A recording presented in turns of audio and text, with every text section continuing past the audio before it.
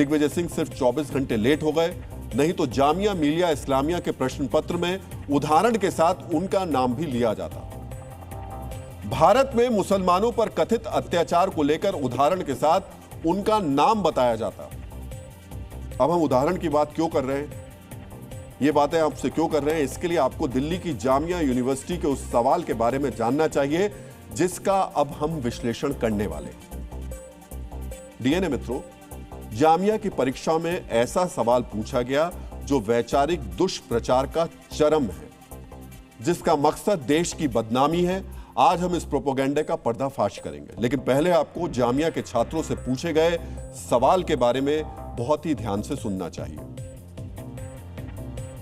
भारत में सामाजिक समस्या विषय के तहत सवाल पूछा गया कि भारत में मुस्लिम अल्पसंख्यकों पर अत्याचार की चर्चा कीजिए और इसका उचित उदाहरण भी दीजिए। यह सवाल बीए ऑनर्स के सोशल वर्क डिपार्टमेंट के पहले सेमेस्टर में पूछा गया, जिसकी परीक्षा सोमवार को हुई थी। आप हैरान होंगे, किसी यूनिवर्सिटी की परीक्षा में इस तरीके का सवाल कैसे पूछा जा सकता है। यूनिवर्सिटी भी ऐसी जो केंद्र सरकार के पैसे से चलती है। इस तरीके के आरोप कुछ कट्टरपंथी लगाते हैं, ऐसी बात राजनीतिक पार्टियों के नेता करते हैं। भला वो सरकारी यूनिवर्सिटी की परीक्षा में सवाल कैसे बन सकता है?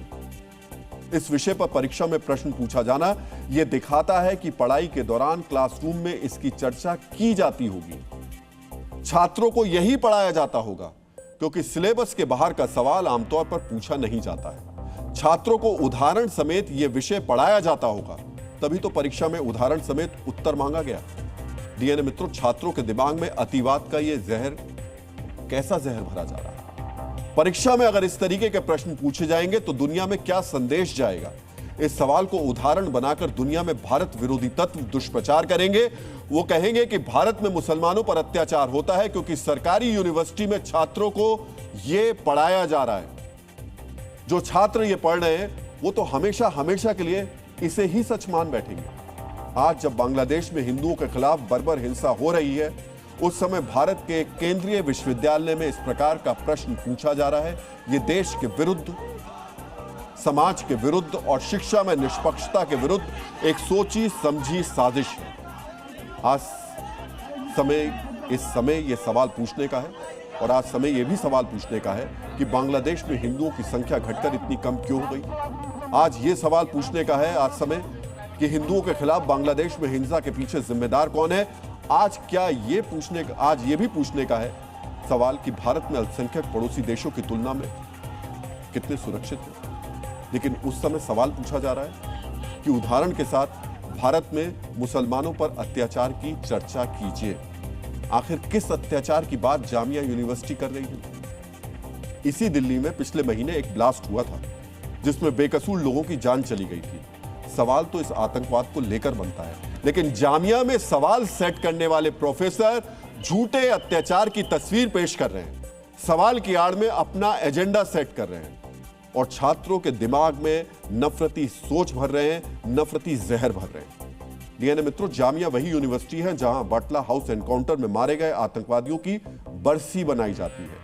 यहां के कुछ छात्र एनकाउंटर में मारे गए आतंकवादियों को शहीद का दर्जा देते हैं। इन छात्रों को भटका हुआ नौजवान कहकर खारिज किया जा सकता है, लेकिन जब खुद यूनिवर्सिटी में पढ़ाने वाले शिक्षक भारत विरोधी नैरेटिव बनाए तो फिर यह देश के साथ साजिश लगती है। डीएनए मित्रों, अभी ज्यादा दिन नहीं हुए जब देश को फरीदाबाद की उस अल फलाह यूनिवर्सिटी के बारे में पता चला जहां पढ़ाई के नाम पर देश विरोधी गतिविधियां चल रही थी। डॉक्टर के नाम पर आतंकवादी तैयार किए जा रहे थे।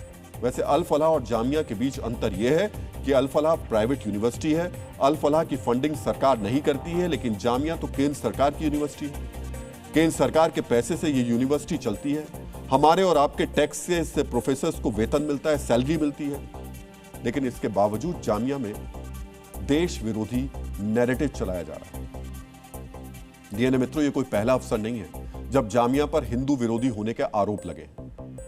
नवंबर 2024 में कॉल फॉर जस्टिस नाम के एक एनजीओ ने जामिया में गैर मुस्लिम छात्रों और फैकल्टी से भेदभाव का आरोप लगाया था। जामिया में धर्म परिवर्तन के लिए प्रलोभन या दबाव बनाने के आरोप भी लग चुके हैं। दिवाली के लिए बनाई गई रंगोली को पैरों से कुचलने के आरोप लग चुके हैं। डीएनए मित्रों, भारत विरोधी नैरेटिव वाले जामिया के सवाल को लेकर हमने यूनिवर्सिटी प्रशासन से भी जवाब मांगा। इसके जवाब में जामिया प्रशासन ने सवाल सेट करने वाले प्रोफेसर के खिलाफ एक्शन लेने की अब घोषणा कर दी। जामिया के मुताबिक प्रोफेसर वीरेंद्र बालाजी शहारे की लापरवाही को गंभीरता से लिया गया है। प्रोफेसर वीरेंद्र को तत्काल प्रभाव से निलंबित भी कर दिया गया है। प्रोफेसर वीरेंद्र जामिया के डिपार्टमेंट ऑफ सोशल वर्क के प्रोफेसर हैं। साथ ही इस मामले की जांच के लिए एक कमेटी का भी गठन किया गया। उम्मीद की जानी चाहिए कि इस मामले में ऐसा फैसला आए जो सटीक उदाहरण बनेगा, ऐसा उदाहरण जो शिक्षा को वैचारिक हथियार बनाने से रोके। और भविष्य में किसी यूनिवर्सिटी में अगर ऐसा कुछ हो रहा हो तो इस उदाहरण को उन शिक्षकों को जरूर बताया जाए जो बच्चों के मन में, छात्रों के मन में वैचारिक जहर बनने की साजिशें रचते रहते हैं कि देखिए वो जो सज्जन थे, जो जामिया में बैठे हुए थे और छात्रों के मन में वैचारिक जहर भर रहे थे, उनके साथ यूनिवर्सिटी ने किस तरीके से कड़ाई के साथ पेश होकर के कार्रवाई की।